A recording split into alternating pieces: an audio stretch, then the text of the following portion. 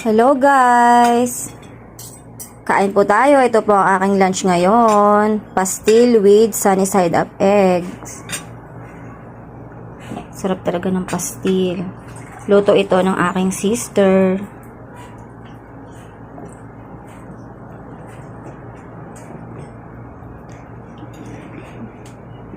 With egg. Masarap.